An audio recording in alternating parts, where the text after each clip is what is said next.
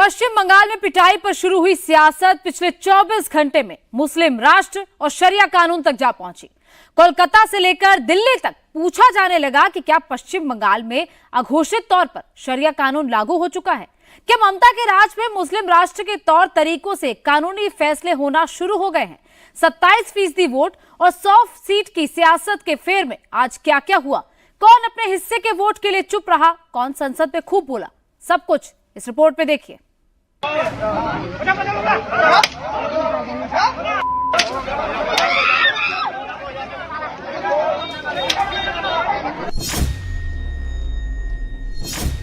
JCB ने law and order रौंदा। किसने ऑर्डर दिया? आपके कानून का बदला। आप बताइए क्यों मारा था आपने क्यों मारा? तजे मुल्क को किसने शह दी? कहां से ताकत मिली?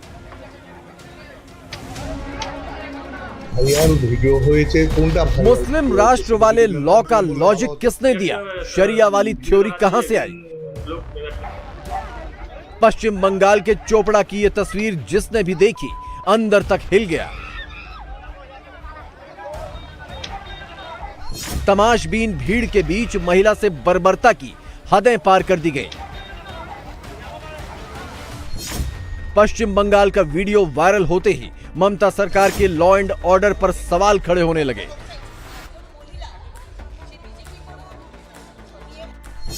जंगल राज, हमीदुर रहमान, जेसीबी, संदेश खाली जैसे शब्द लोगों की टाइमलाइन पर घूमने लगे।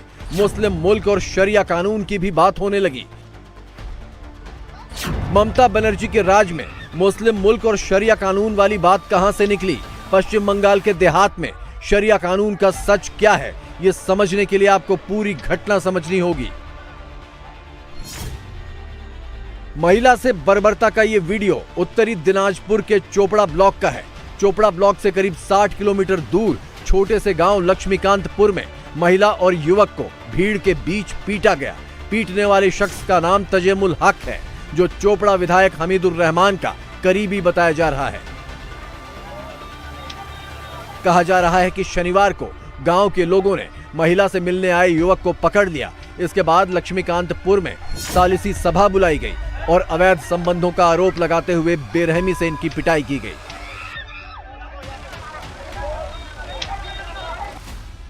तजेमुल हक नाम के जिस आरोपी ने सालिसी सभा में महिला पर डंडे बरसाए, उसे इलाके में जेसीबी के नाम से जाना जाता है। तजेमुल की शारीरिक बनावट काफी मजबूत है। उसकी पहचान इस इलाके में बाहुबली के तौर पर की जाती है। विधायक का खास होने के चलते कोई उससे टकराने की हिम्मत नहीं करता और इन्हीं वजहों से लोग उसे जेसीबी बुलाते हैं। महिला से हैवानियत का वीडियो वायरल होते ही बीजेपी और लेफ्ट हमलावर हो गए। तजेमुल को स्थानीय विधायक हमीदुर रहमान का करीबी बताया जाने लगा। ममता बनर्जी के नेतृत्व वाली टीएमसी सरकार को लाया कि एक महिला मुख्यमंत्री है, महिलाओं को न्याय मिलेगा, बंगाल को न्याय मिलेगा। लेकिन आज आप इस वीडियो के माध्यम से देख पा रहे हैं कि महिलाओं के ऊपर में किस प्रकार से अत्याचार हो रहा है। खुलेआम रास्ते में उनको पटक करके पीटा जा रहा है। इससे पहले भी उत्तर दिनाजपुर में 3 आदिवासी महिलाएं जो पिछड़ा वर्ग से आते हैं, जनजाति महिला थे, उनका अपराध इतना ही था कि वो टीएमसी छोड़ करके बीजेपी में चला आए थे। उनको किस प्रकार से दांडी कटाया गया था। टीएमसी और ममता सरकार का बचाव करते हुए हमीदुर रहमान उतर आए। पीड़िता पर आरोपों की बौछार शुरू कर दी। तजेमुल के अपराध को नैतिकता की चादर से ढकने लगे और जाते जाते मुस्लिम राष्ट्र वाले विवाद को हवा दे गए। আপনারা তো মহিলাটা তো কমপ্লেন করেনি, কিন্তু আপনারা বেশি বেশি খুঁজাই বেড়াচ্ছেন। কারণ মহিলাটা স্বামী ছাড়া অসামাজিক কাজ করেছিল। অসামাজিক কাজে গ্রাম্য সালিসি বৈঠক বসেছিল। গ্রাম্য বৈঠকে যা হয়ে আমাদের এই অনুপাতে একটা বিচার আচার করেছে, কিছুটা রং হয়েছে। আমরাও অস্বীকার করছি না যে রং হয়নি, ভুল হয়েছে, কিছুটা গ্রামবাসী মিলে করেছে। তো ওটাকে নিয়ে আমরা দেখতেছি কি হয়। কিন্তু মেয়েটা তো কোনো কমপ্লেন করতে যায়নি, মেয়েটার স্বামী কোনো কমপ্লেন করতে যায়নি, কোনো জবরদস্তি কিছু হয়নি। সমাজকে খারাপ করছিল, তার জন্য গ্রাম্য সালিশ বসে একটা করেছে। তো এটা যেটা করেছে এটা একটু বেশি করে দিয়েছে। এটা নিয়ে আমরাও খুব দুঃখিত। এটা নিয়ে আমরাও যে দিক দিয়ে হয় আর আগামীতে যা থেকে না হয় এই ধরনের আমরাও চেষ্টা করছি। এটা তো অন্যায়, আমরা সবাই বলছি রে ভাই। আর অন্যায় তো মেয়েটাও করেছে না, নিজের স্বামী নিজের ছেলে মেয়ে বাদ দিয়ে ও দুশ্চরিত্রবান হয়েছে। এখন তো একটা আমাদের মুসলিম কাস্টের সামাজিক আচার বিচার হয়ে থাকে, কিন্তু বিচারটা যেইভাবে হওয়ার কথা ছিল তা না হয়ে বিচারটা বেশি বেশি হয়ে গেছে। यह बयान सामने आते ही बीजेपी ने ममता सरकार को घेरना शुरू कर दिया। मुस्लिम राष्ट्र पर भी सवाल पूछे और शरिया कानून पर भी। चोपड़ा में हम लोग देख रहे वीडियो में एक लड़का और एक लड़की को एक 6 फुट का करीब लंबा एक गुंडा जैसा आदमी वो लाठी लेकर वो दोनों को पीट रहे, और वो आदमी वो टीएमसी के जो वहां का एमएलए हमीदुर रहमान के बहुत करीब, और उसके बाद हमारे एमएलए साहब टीएमसी के एमएलए साहब हमीदुर रहमान जी बोल रहे कि मुस्लिम राष्ट्र में ऐसा ही होता है, अब थोड़ा सा गांव वाले थोड़ा ज्यादा कर दिया है। तो हम ममता बनर्जी को पूछना चाहते हैं कि बंगाल की मुस्लिम राष्ट्र हो गया है, भारत क्या मुस्लिम राष्ट्र हो गया है? बंगाल में क्या मुख्यमंत्री शरीयत जो लॉ है वो क्या चालू कर दिए है? जंगल राज कैसा होता है? बिल्कुल ममता राज जैसा होता है। ये हर नागरिक के लिए पीड़ाजनक है, चिंताजनक है कि एक महिला मुख्यमंत्री जिनके पास गृह मंत्रालय भी है, वे अपनी पार्टी के गुंडों को खुली छूट देती हैं और जनता की सुरक्षा की उनको चिंता नहीं है।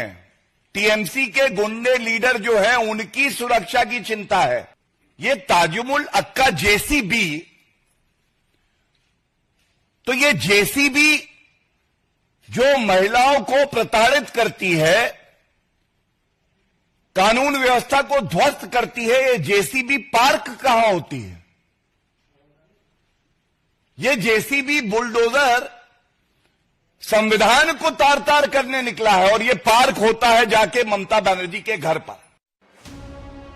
पश्चिम बंगाल में सियासी बवाल है और इंडी गठबंधन पर कई सवाल हैं। संसद में राहुल गांधी और मल्लिकार्जुन खड़गे खूब बोले, लेकिन पश्चिम बंगाल की हैवानियत पर इन बड़े नेताओं ने चुप्पी साधे रखी। टीएमसी सांसद महुआ मोइत्रा भी बीजेपी सरकार पर संसद में खूब गरजे। SP has 37 seats, Trinamool has 29 seats, DMK has 22 seats. लेकिन उनकी जुबान पर एक बार भी चोपड़ा की पीड़िता का जिक्र नहीं आया। से सारे देश में एक बहुत ही आक्रोश है इस चीज को लेके, जो देखा गया है कि महिला पे अलेजेड जो एडल्ट्री का जो भी उन्होंने लगाया है आरोप, और अपने आप से जो शारिया लॉ जो है वहां पर अप्लाई कर दिया है। तो मैं जो इंडी गठबंधन की साथी हैं, टीएमसी भी, ममता दीदी भी, तो मैं यही पूछना चाहती हूँ कि जो संविधान लेकर यहाँ पर रोज के रोज जो है ये लोग जितना भी ड्रामा कर रहे हैं, तो क्या संविधान में ये लिखा हुआ है कि अपनी मर्जी से जो है किसी भी स्टेट में आप शारिया लॉ लगा सकते हैं? उनके जो विधायक हैं वो कहते हैं कि हम एक मुस्लिम स्टेट हैं, तो क्या अपनी मर्जी से आप धर्म के आधार पर किसी भी स्टेट को जो है मुस्लिम निर्धारित कर सकते हैं, वहां पे शारिया लॉ लगा सकते हैं? तो राहुल गांधी जी को इसका जवाब देना चाहिए, क्योंकि टीएमसी भी जो है वो इंडी का ही एक हिस्सा है। चोपड़ा कांड को लेकर टीएमसी पूरी तरह बैकफुट पर है। कई नेताओं ने महिला से बर्बरता पर बयान जारी किए, लेकिन हमीदुर रहमान के मुस्लिम राष्ट्र वाले बयान पर खामोशी ही साधे रखी। हमको कोई जानकारी नहीं है इसका बारे में, हमको कमेंट नहीं करना चाहते हैं। सर, देखा गया है कि वहाँ के जो टीएमसी के एमएलए हैं उन्होंने भी जस्टिफाई किया है इस केस को, आपको क्या लगता है कि ये हम नहीं बोल सकेगा, जस्टिफाई क्या किया है, कैसे किया है, क्या बैकग्राउंड तो हमें जानकारी नहीं है। हम जानकारी लेगा तब हम बोलेगा, लेकिन पुलिस इन्वेस्टिगेट कर रहा है, यदि इसमें कोई गलती रहेगा police will definitely take action. Sir, kangaroo court के नाम पे ऐसा करना क्या उचित है? देखिए, उचित अनुचित क्या उसका बैकग्राउंड था हम नहीं जान के नहीं बोलेगा। हम क्या उसका बैकग्राउंड कहा है, वो लोग ऐसे किया है, हमको उतना जानकारी नहीं है डिटेल्स। टीएमसी के लोगों ने ही पीटा है वहाँ पे, और वहाँ पे जो विधायक है हमीदुर रहमान, उन्होंने उनके जो नज़दीकी के लोग हैं उन लोगों ने ये घटना को अंजाम दिया। विधायक साहब का स्टेटमेंट आया है कि मुस्लिम राष्ट्रों में ऐसी बैठाने की व्यवस्था है, मतलब वो कंसीडर कर रहे हैं कि अपने कॉन्स्टिट्यूएंसी को इट इज़ ए मुस्लिम राष्ट्र, मतलब वो एज्यूम कर रही है कि that part of India is a Muslim country. Taliban जैसे ही लोग वहाँ पे है और विधायक सर तालिबानों का नेता है, सरताज है वहाँ के जो विधायक है Hamidur Rahman, anti India mindset के आदमी है और वो तालिबानों के नेता है। तो it is the responsibility of Mamata Banerjee to deliver. लेकिन प्रॉब्लम ये है कि ममता बनर्जी की प्रशासन है ही नहीं। पुलिस को तो काम में लगा रखा है कि बीजेपी नेताओं के ऊपर केस दो, तो पुलिस क्या काम करेगी? बीजेपी नेताओं के पीछे घूम रहे हैं पुलिस। पश्चिम बंगाल में मुस्लिम राष्ट्र और शरिया कानून को लेकर विवाद क्यों खड़ा है, वो आपको सालिसी सभा से समझ में आ जाएगा। सालिसी सभा उत्तर भारत के गांवों में होने वाली पंचायत की तरह होती है। सालिसी सभा में गांव में होने वाले छोटे मोटे अपराधों पर सुनवाई की जाती है। गांव के बाहुबली या प्रभावशाली लोग इस सभा में अपना फैसला सुनाते हैं। पश्चिम बंगाल के छोटे गांवों में सालिसी सभा का अच्छा खासा असर है। बड़े गांव और शहरी इलाकों में ये सालिसी सभा इफेक्टिव नहीं है।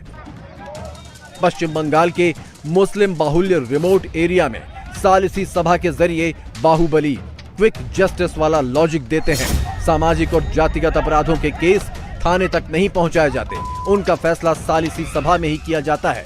यानी लोकल लेवल पर जस्टिस का अपना एक अलग सेटअप बाहुबलियों ने तैयार किया हुआ है।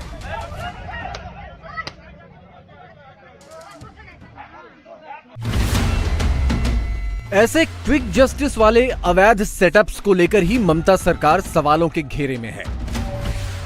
अब ममता बनर्जी की मजबूरी क्या है? मुस्लिम राष्ट्र सामाजिक आचार विचार होए থাকে। टीएमसी विधायक की जुबान पर मुस्लिम राष्ट्र वाला राग क्यों है? हमीदुर रहमान के बयान पर पार्टी खामोश क्यों है?